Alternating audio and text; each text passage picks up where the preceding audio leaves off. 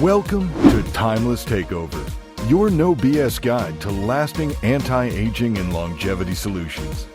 Hosted by Marissa Parchman, founder of Timeless Skin and Wellness, this is your exclusive source for honest anti-aging solutions and elevated wellness. We offer a full-scope approach to beauty and vitality because at Timeless, we believe aging is optional. Serving discerning clients across Denver Metro and Northern Colorado, your transformation begins here. Creating a detox-friendly home does not require perfection, just small, intentional steps that build a healthier environment over time. Welcome back, everyone. I'm Julie Schwenzer, co-host and producer, here again with Marissa Parchman, the founder of Timeless Skin and Wellness. Marissa, it's always a pleasure.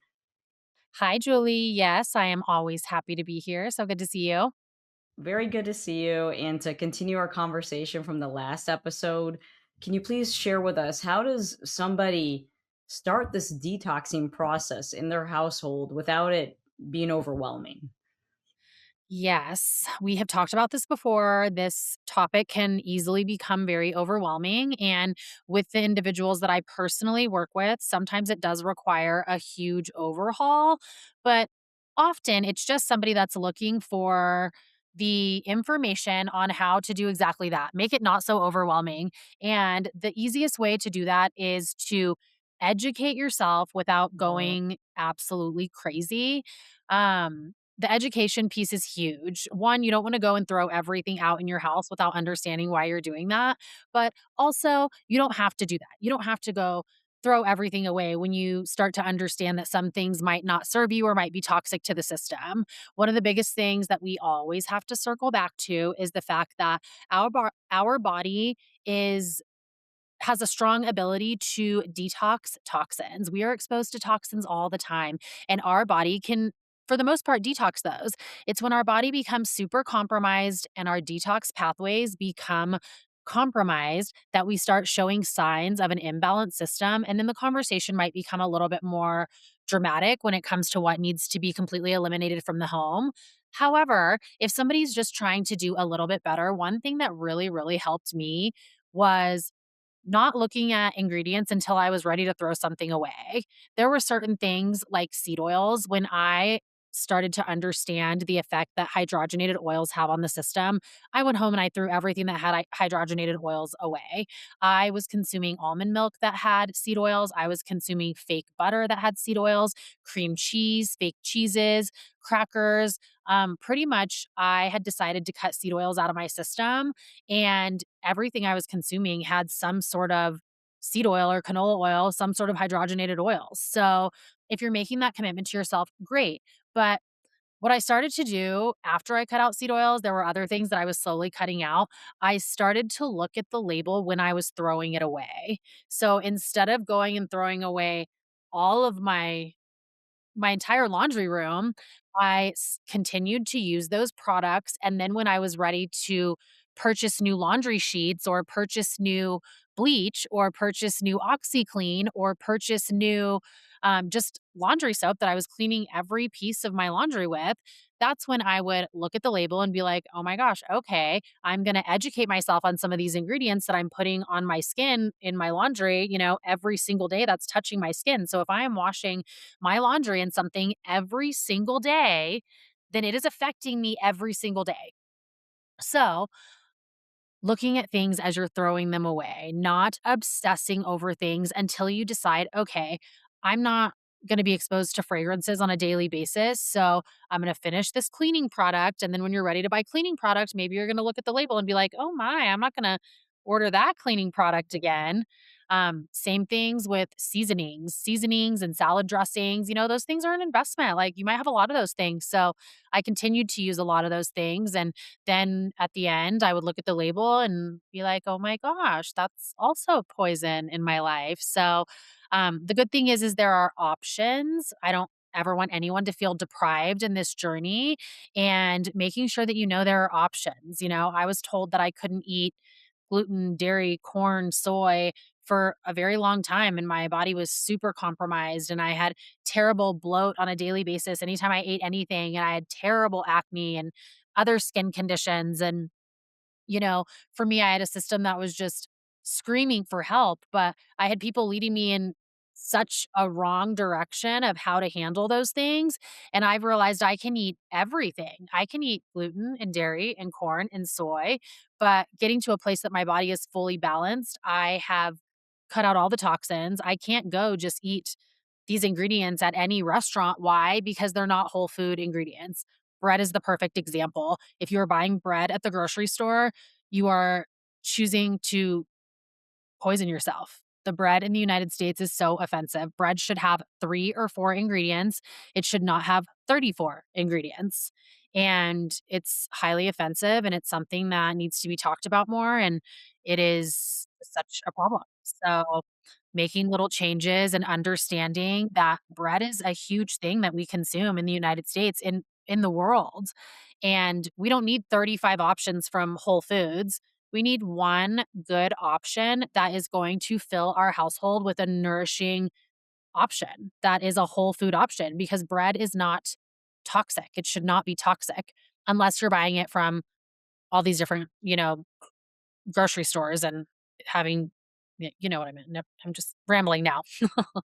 Oh, no, it's all good. And I wanted to ask you for your advice too on how you helped detox the household because, you are with your family and you are probably like leading the way in this effort of, kind of cleansing the house. How did it work? Was everybody like on board or? It's very interesting how attached people are to certain things. And I see this in my household and with my clients when I'm trying to help my clients get rid of fragrances or laundry detergent. And in my house, my husband really did not want to change our laundry detergent.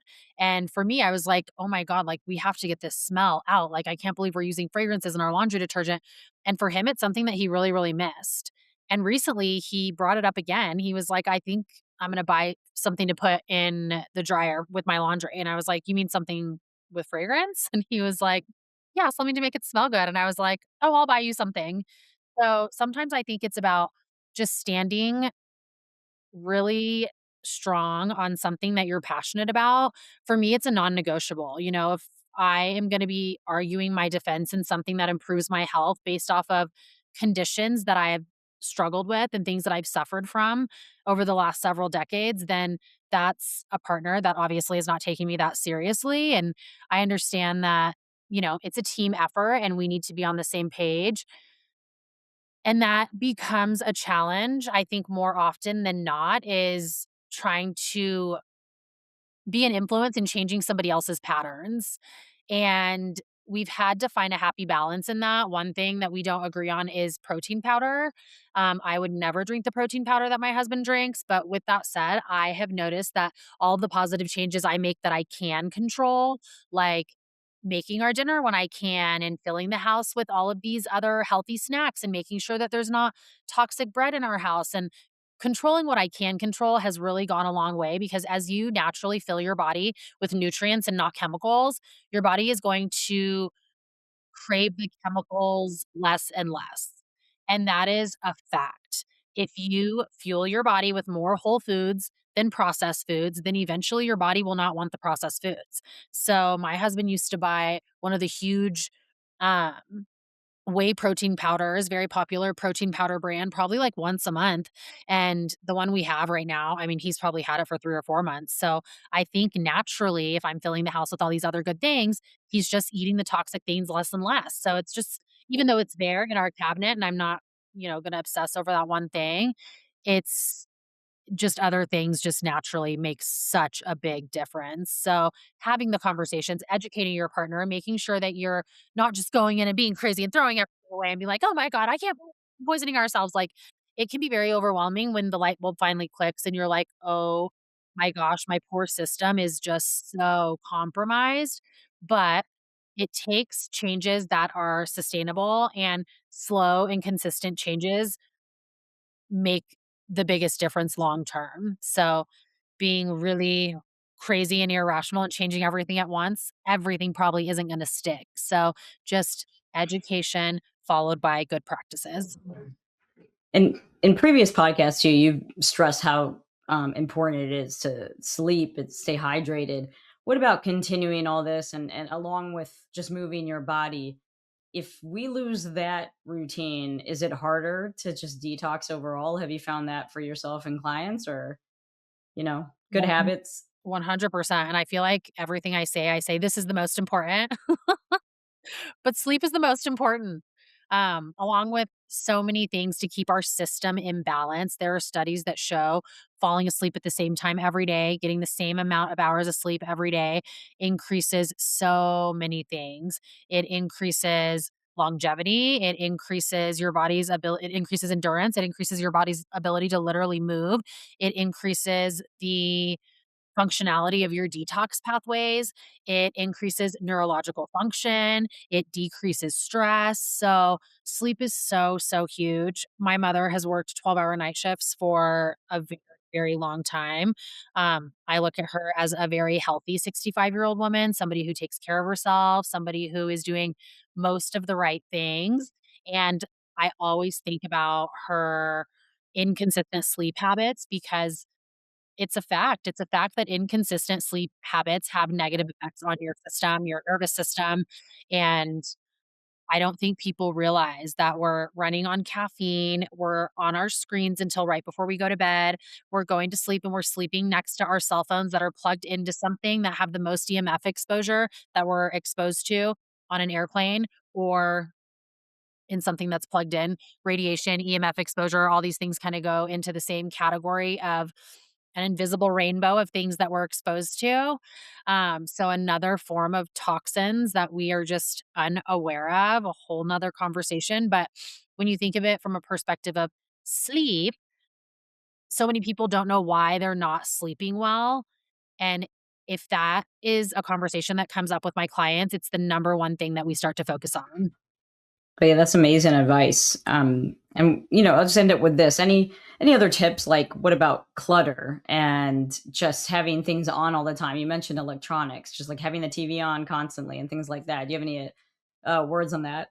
Yeah, I mean, the biggest clutter is probably just in our brain. And I had to set some serious boundaries for myself recently, and I wanted to have these boundaries, very strong set boundaries for myself.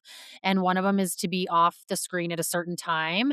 And I didn't wanna break it, and I wanted that time to be 7 o'clock, but I made it 7:30, and I'll still look at my phone. Sometimes I'll pick up my phone and set my alarm, and I'll, make sure I'm signed up for my workout class or whatever it is, or look at my calendar for tomorrow. Um, I'm more talking about scrolling and getting your brain in this very distracted mode. Um my workouts are a priority for me, and I do those workouts at 7 AM. I'm up at 5:45 and takes me 30 minutes to wake up. 100% of the time, if I am not off of my screen by 7:30 and I break my rule, then I need extra sleep. If I'm waking up to an alarm, I'm sleeping until that alarm. If I am off my phone, I'm waking up before my alarm. I'm getting out of bed and feeling refreshed. It's like we don't realize how compromised our systems are. I talk about the detox system so much, but our neurological system is so stressed out, and we don't realize how much our patterns have an effect on that. Like, we talk about it, everyone's like, "Oh, I know it's not great for you. I need to scroll less." It's like, no, it's an addiction, and it's something that we have to really set a boundary. And if you can be on your phone till 10 and you can wake up at 6 without your alarm and you can feel super refreshed, and I mean refreshed without a coffee. Having a coffee, that's okay if you choose to have a coffee, but do you need that coffee because you literally cannot function, that you're just like, "Oh my god, I would die if I didn't have my coffee?" That's what we need to break. Like, when I want my 3rd coffee, I'm not tired, I'm just like, "What's wrong with me? I could really use a coffee." But running on the coffee is a different conversation. Making the conscious decision that, "Oh my god, I had a little bit too much coffee," is different than, "I literally cannot live without this coffee." And typically, the person that can't live without their coffee is not sleeping enough, they're not resting enough, they have no time to themselves. It's just your typical American that's working 40 hours a week and has children, really. 40 plus Those are hours a week. absolutely, those are good points. Well, Mhm. Marissa, thank you so much for this. And I think a lot of people can take away, something really important from this because these are really practical steps that could make such a big difference, right? Right. Yeah, they really are. Easier said than done, but it really shouldn't be overcomplicated. Okay, well, thank you. And we look forward to the next episode with you. Absolutely, Julie. I will talk to you soon. Invest in the best version of yourself. Call us today at 303-800-1821 or visit timelessSandW.com to schedule a consultation. Discover what it means to age with intention and elegance.